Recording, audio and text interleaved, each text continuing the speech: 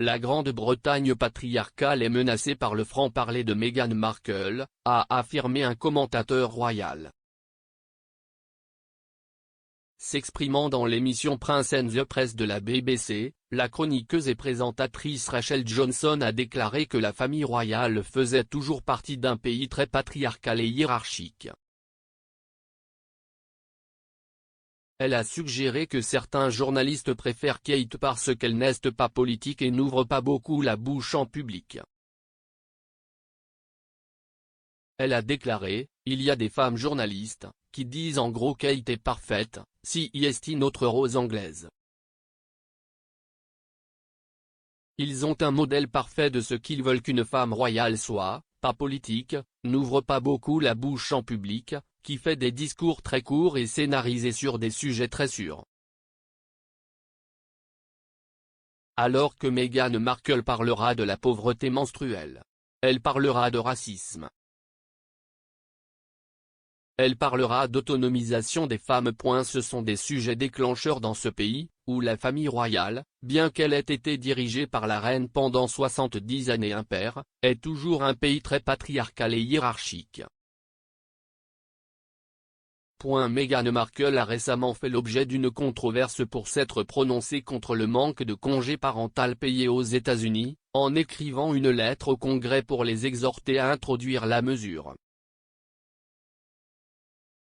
Elle a écrit, les congés payés devraient être un droit national, plutôt qu'une option patchwork limitée à ceux dont les employeurs ont mis en place des politiques, ou à ceux qui vivent dans l'un des rares États où un programme de congé existe.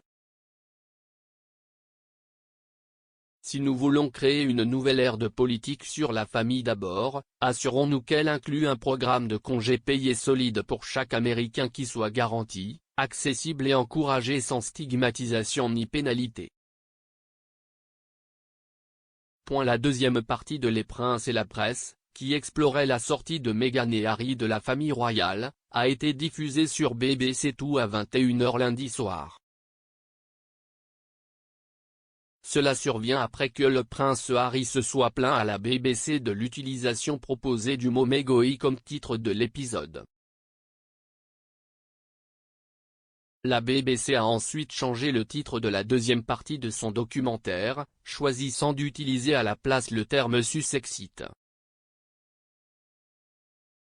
L'épisode racontait l'histoire des circonstances entourant la décision des Sussex de se retirer de leurs rôles royaux supérieurs.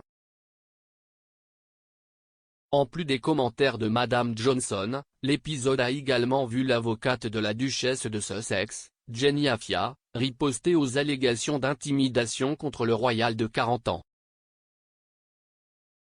Elle a déclaré au documentaire de la BBC qu'il y avait des inexactitudes massives dans l'affirmation selon laquelle Meghan avait intimidé certains membres de son personnel. Elle a déclaré, l'allégation globale était que la duchesse de Sussex est coupable d'intimidation. La première chose est d'être très clair sur ce qu'est l'intimidation. Ce que l'intimidation signifie réellement, si est utiliser le pouvoir de manière délibérée et répétée pour blesser quelqu'un physiquement ou émotionnellement. La duchesse de Sussex a absolument nié avoir jamais fait cela. Cela dit, elle ne voudrait nier l'expérience personnelle de personne.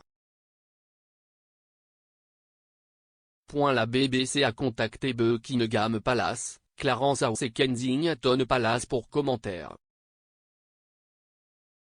Ils ont fait la déclaration commune suivante, une presse libre, responsable et ouverte est d'une importance vitale pour une démocratie saine.